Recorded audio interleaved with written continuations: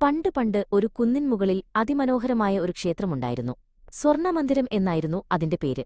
കാരണം അതിന്റെ മേൽക്കൂര മുഴുവൻ സ്വർണ്ണപ്പാളികൾ കൊണ്ട് നിർമ്മിച്ചതായിരുന്നു.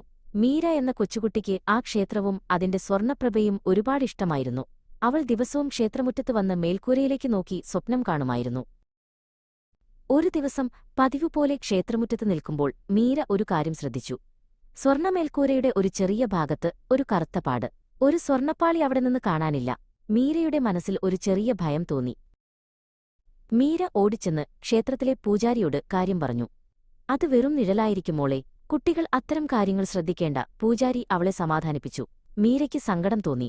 ആരും അവളുടെ വാക്കുകൾ വിശ്വസിച്ചില്ല. കുറച്ചു ദിവസങ്ങൾ കഴിഞ്ഞപ്പോൾ അർജുൻ എന്ന ചെറുപ്പക്കാരനായ ഒരു ഉദ്യോഗസ്ഥൻ ക്ഷേത്രത്തിലെത്തി. ക്ഷേത്രത്തിലെ ചില വഴിപാടുകൾ കാണാതായതിനെക്കുറിച്ച് അന്വേഷിക്കാനാണ് അയാൾ വന്നത്. അർജുൻ വളരെ ഗൗരവത്തോടെയും ശ്രദ്ധയോടെയും ചുറ്റും നോക്കി. അർജുനെ കണ്ടപ്പോൾ മീരയ്ക്കൊരു പ്രതീക്ഷ തോന്നി. അവൾ ധൈര്യപൂർവ്വം അയാളുടെ അടുത്തേക്ക് ചെന്ന് താൻ കണ്ട കാര്യം പറഞ്ഞു. പൂജാരിയെപ്പോലെ അർജുൻ അവളെ തള്ളിക്കളഞ്ഞില്ല. മീരയുടെ നിരീക്ഷണ പാടവം അയാളെ അത്ഭുതപ്പെടുത്തി. അർജുൻ തന്റെ കയ്യിലുണ്ടായിരുന്ന ബൈനോക്കുലർ എടുത്ത് മേൽക്കൂരയിലേക്ക് നോക്കി. മീര പറഞ്ഞത് സത്യമാണ്. ഒരു ചെറിയ സ്വർണ്ണപ്പാളി അവിടെ നിന്ന് കാണാനില്ല.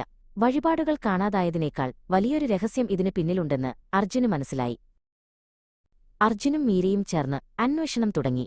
കുറച്ചാഴ്ചകൾക്കു മുൻപ് മേൽക്കൂരയുടെ അറ്റകുറ്റപ്പണികൾക്കായി ഒരു താൽക്കാലിക ഗോവണി സ്ഥാപിച്ചിരുന്നത് മീര ഓർത്തെടുത്തു. അവർ ആ ഗോവണി സൂക്ഷിച്ചിരുന്ന സ്ഥലത്തേക്ക് പോയി.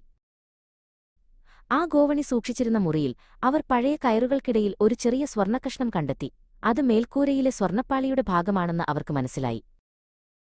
അർജുൻ ഈ തെളിവുമായി ഹൈക്കോടതിയെ സമീപിച്ചു.